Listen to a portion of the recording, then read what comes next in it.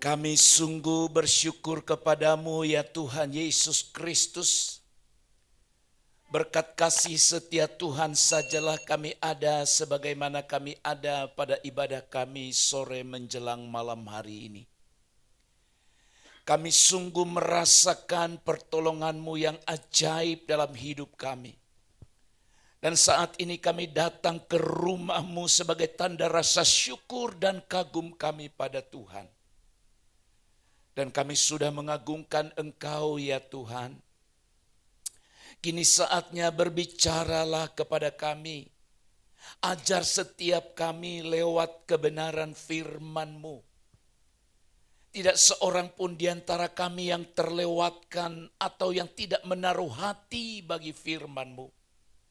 Tapi setiap kami dengan sungguh-sungguh mau diajar, mau dibentuk oleh firman Allah. Hamba-Mu berdiri di hadapan umat-Mu sebagai penyambung lidah-Mu. Urapi, sucikan, kuduskan bibir lidah hamba-Mu. Biarlah setiap perkataan yang akan diucapkan sungguh-sungguh berkenan dan berasal daripada-Mu. Berfirmanlah, kami telah siap mendengarkan Engkau. Dalam nama Tuhan Yesus Kristus kami berdoa, kami mengucap syukur, kami sambut firman-Mu. Haleluya. Amin. Amin. Tuhan berkati. Silakan duduk Bapak Ibu. Salam sejahtera bagi kita sekalian Bapak Ibu jemaat yang terkasih dalam Tuhan. Kita sedang bersama-sama belajar bagaimana kita menjadikan Kristus sebagai pusat kehidupan kita. Bagaimana Kristus itu pusat hidup kita. Maka saudara-saudara, agar kita sungguh-sungguh menjadikan Kristus sebagai pusat kehidupan kita, maka kita harus tetap tinggal di dalam Kristus. Atau tetap berada di dalam Kristus. Tidak sedikit ada orang yang awalnya berada di dalam Kristus, tapi pada akhirnya mereka keluar bahkan meninggalkan Kristus. Maka pergumulan panjang kita, saudara-saudara sekalian, bukan hanya kini, tapi sampai akhir hidup kita. Kristus tetap ada di dalam hidup kita. Dan kita tetap percaya dan menaruh seluruh keberadaan kita pada Dia. Pembacaan firman Tuhan dari kitab Kolose pasal yang kedua, ayat yang ke-6 sampai ayat yang ke-15. Kolose pasal yang kedua, ayat 6 sampai ayat 15, demikian firman Tuhan. Kamu telah menerima Kristus Yesus Tuhan kita. Karena itu hendaklah hidupmu tetap di dalam Dia. Hendaklah kamu berakar di dalam Dia dan dibangun di atas Dia. Hendaklah kamu bertambah teguh dalam iman yang telah diajarkan kepadamu. Dan hendaklah hatimu melimpah dengan syukur. Hati-hatilah supaya jangan ada yang menawan kamu dengan filsafatnya yang kosong dan palsu, menurut ajaran turun-temurun dan roh-roh dunia, tetapi tidak menurut Kristus. Sebab dalam Dialah berdiam secara jasmaniah seluruh kepenuhan kealahan. Dan kamu telah dipenuhi di dalam Dia. Dialah kepala semua pemerintah dan penguasa. Dalam Dia kamu telah disunat, bukan dengan sunat yang dilakukan oleh manusia, tetapi dengan sunat Kristus yang terdiri dari penanggalan akan tubuh yang berdosa. Karena dengan Dia kamu dikuburkan dalam baptisan, dan di dalam Dia kamu turut dibangkitkan juga oleh kepercayaanmu kepada kerja kuasa Allah yang telah membangkitkan Dia dari orang mati. Kamu juga meskipun dahulu mati oleh pelanggaranmu dan oleh karena tidak disunat secara lahiriah, telah dihidupkan Allah bersama-sama dengan Dia sesudah Ia mengampuni segala pelanggaran kita, dengan menghapuskan surat hutang yang oleh ketentuan-ketentuan hukum mendakwa dan mengancam kita. Dan itu Dia tiadakannya dengan memakukannya pada kayu salib. Ia telah melucuti pemerintah-pemerintah dan penguasa-penguasa dan menjadikan mereka tontonan umum dalam kemenangannya atas mereka. Amin. Saudara, tidaklah cukup hanya menaruh percaya kepada Kristus. Tidaklah cukup hanya menerima Yesus Kristus sebagai Tuhan. Karena di ayat yang ke-6 tadi Paulus menegaskan kepada jemaat yang ada di Kolose dengan berkata, kamu telah menerima Kristus Yesus, bukan titik. Kita tidak cukup atau tidak boleh bangga hanya pada penerimaan Kristus Yesus. Sekali lagi, ada banyak orang bangga hanya sampai pada penerimaan mereka terhadap Kristus. Itu sebabnya Paulus sekali lagi menghimbau jemaat yang ada di Kolose, kamu telah menerima Kristus Yesus, Tuhan kita. Lalu bagaimana selanjutnya?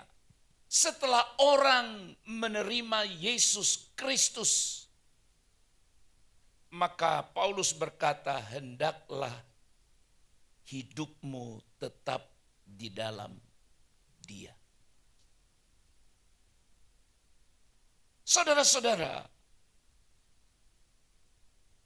dengan menerima Kristus Yesus sebagai Tuhan, itu artinya kita telah mengambil keputusan. Sekali lagi simak baik.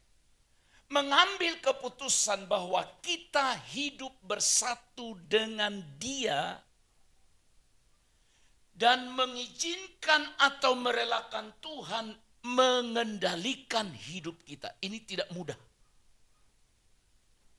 Ada orang yang berkata, aku percaya kepada Tuhan Yesus. Aku berserah kepada Yesus. Tapi tidak merelakan hidupnya untuk dipimpin, untuk dikendalikan oleh Kristus. Yang mengendalikannya adalah dirinya sendiri. Hanya semacam lip service semata untuk berkata, Kristus Tuhan, Kristus Raja, Kristus Penguasa. Sebab sesungguhnya dengan kita berkata Kristus Tuhan, Kristus Raja, Kristus sebagai penguasa, maka kita sekali lagi harus mengizinkan Dia yang mengendalikan seluruh kehidupan kita. Memang saudara-saudara, hal itu mengandung konsekuensi, akibat bahwa kita tidak boleh membiarkan siapapun yang menjadi penghalang, yang menjadi perintang antara kita dengan Kristus. Apa yang merintangi perjalanan hidupmu hari ini dengan Kristus? Sadarkah saudara itu sedang merusak hubungan kita dengan Allah? Padahal sekali lagi dengan jujur kita berkata bahwa kita seringkali berkata Tuhanlah naunganku, Tuhanlah rajaku, Tuhanlah penguasa tunggal dalam hidup. Namun sesungguhnya dalam praktek kehidupan tidak. Sebab kita harus berusaha menghindarkan, membuang semua hal-hal yang merintangi kita, yang menghalang kita untuk bersekutu dengan Kristus. Oleh karena itu, hidup yang tetap berada di dalam Dia, di dalam Kristus, itu artinya apa? Hidup yang berada atau tetap di dalam Kristus, maka yang pertama dituntut daripada kita, saudara sekalian, berakar di dalam Dia. Ibarat sebuah tanaman atau pohon tidak akan pernah hidup dengan baik, bertumbuh dengan baik, kalau dia sendiri tanaman itu tidak berakar pada tanah yang subur. Sekali lagi, tanaman apapun namanya, pohon apapun namanya, tidak akan pernah tumbuh dengan baik, subur dengan baik,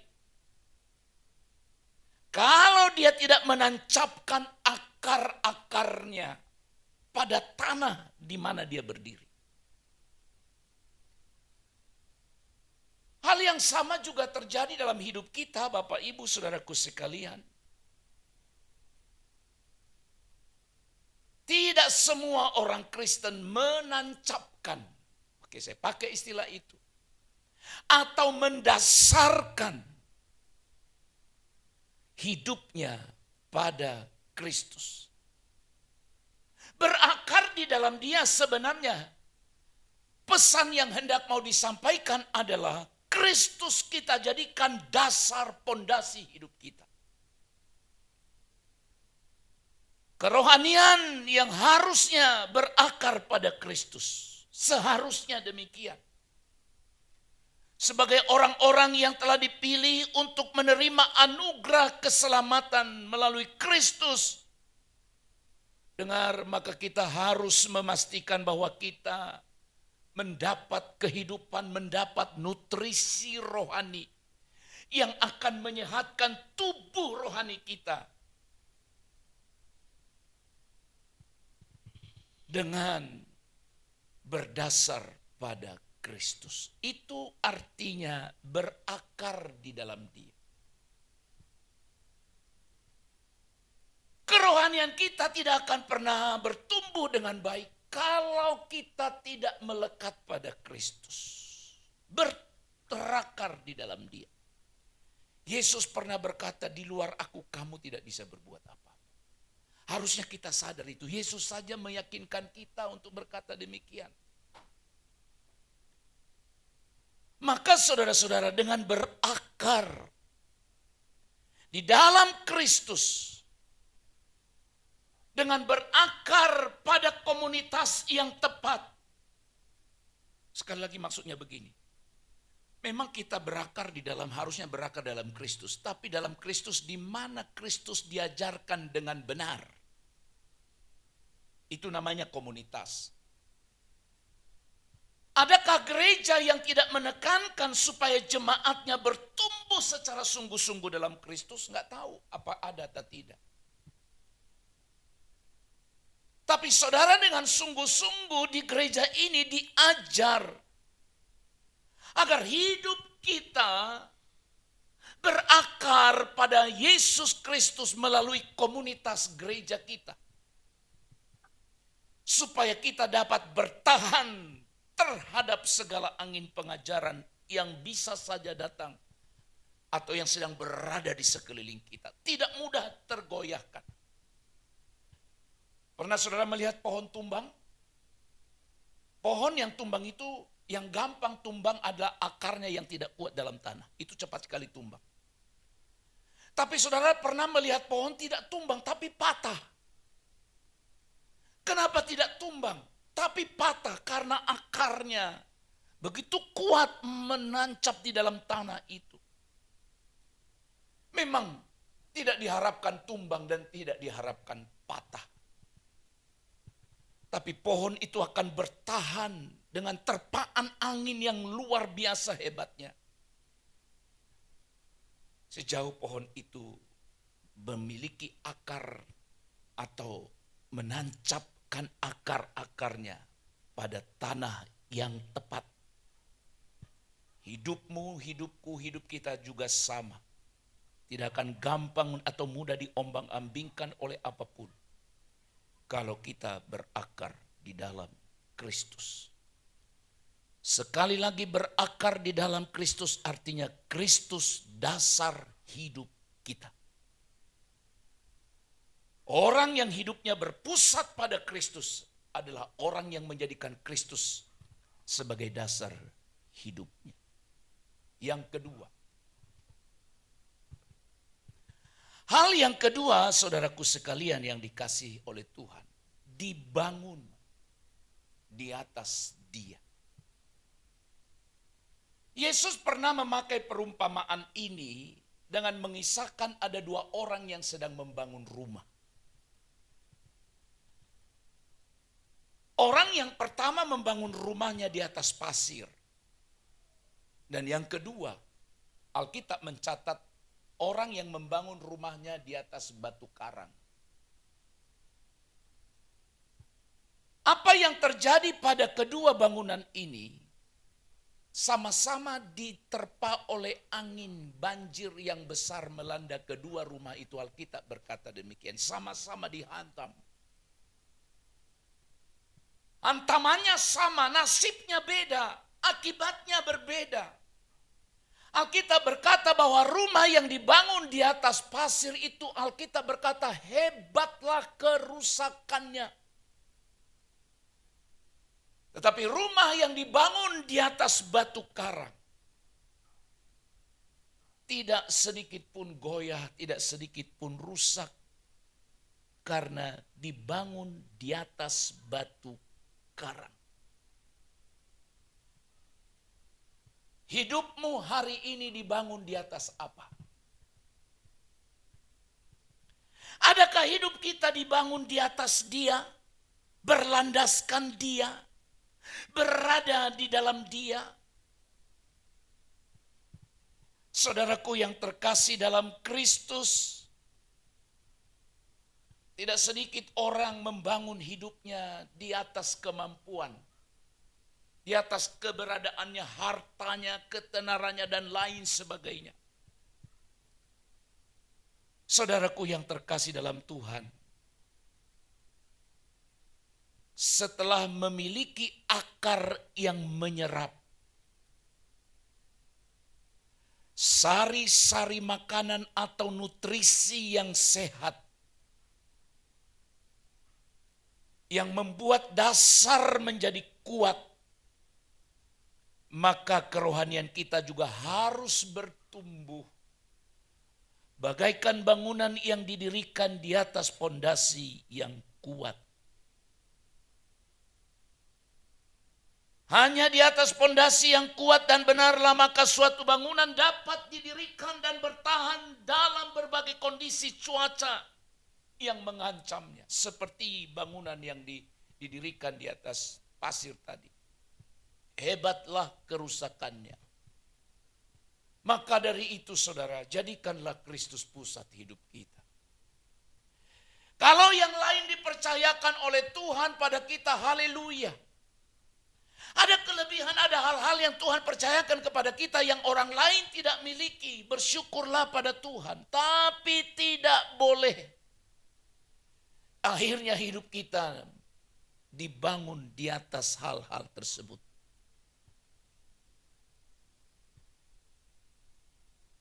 Orang akan berkata, filosofi hidup kita akan berubah.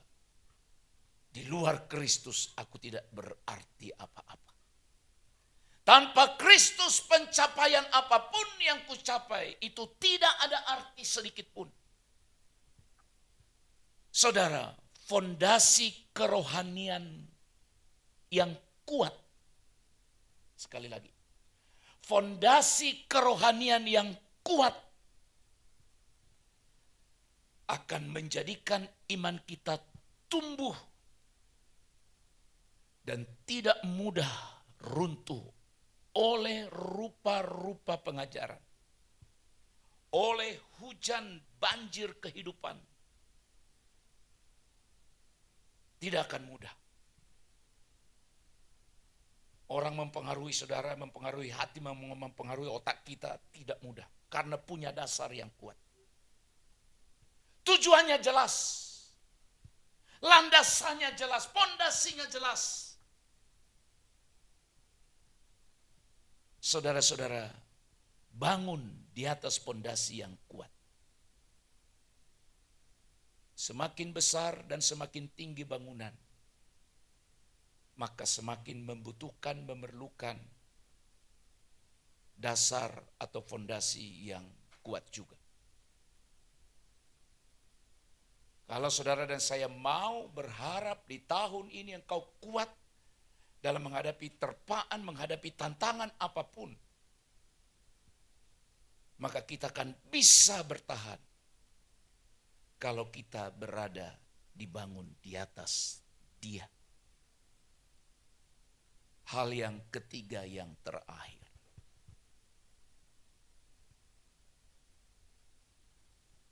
Bertambah teguh dalam iman kepadanya. Di ayat yang ke-7 tadi dikatakan, hendaklah kamu berakar di dalam Dia dan dibangun di atas Dia. Hendaklah kamu bertambah teguh dalam iman yang telah diajarkan kepadamu. Saudara-saudara, yang ketiga adalah bertambah teguh dalam iman kepadanya. Kebenaran ini hendak mengajarkan kepada kita supaya terus percaya kepada Kristus tanpa goyah, tanpa bimbang, tanpa ragu. Itu namanya bertambah teguh dalam iman kepada Kristus. Tidak ada yang kecewa dengan Tuhan. Sekali lagi, jangan pernah kecewa. Berulang kali dari mimbar ini saya menyebutkan ini. Saudara boleh kecewa dengan manusia karena punya keterbatasan yang sama. Bisa dia salah, kita bisa salah. Tapi kita tidak berhak dan tidak boleh marah, apalagi kecewa dengan Tuhan. Kekecewaan seseorang dengan Tuhan itu ditunjukkan dengan dia meninggalkan persekutuan. Menarik diri dari komunitas gereja. Dengar baik-baik ya, dengar baik-baik ini. Saudara boleh kecewa dengan komunitas gereja. Dengan gerejanya, dengan orang-orang di gereja itu boleh kecewa. Tapi jangan ikut kecewa dengan Tuhan. Sekali lagi ingat ini baik-baik. Boleh kecewa dengan saya. Boleh kecewa dengan gereja, tapi tidak boleh kecewa dengan Tuhan. Karena kecewa dengan gereja, tidak beribadah dia. Saya suka bertanya kepada beberapa teman jemaat atau rekan pelayan. Orang itu tidak mau ke gereja kita. Oke, tidak apa-apa, tapi saya tanya. Tidak bergereja di sini, ya bergereja ke tempat lain enggak? Lalu mereka jawab, enggak juga. Lalu mau apa? Lalu mau apa? Tidak juga katanya. Lalu bagaimana? Dia di rumah juga, tidak beribadah juga. Berarti orang itu tidak sedang dan tidak hanya kecewa dengan manusia, tapi kecewa dengan Allah. Saudara-saudara, bertambah teguh dalam iman. Artinya terus percaya kepada Kristus tanpa goyah. Sampai kapan akan ada orang yang mempengaruhi saudara untuk jauh keluar dari komunitas? Sampai Tuhan datang. Alkitab tadi menyebutkan ada rupa-rupa ajaran dan filsafat kosong.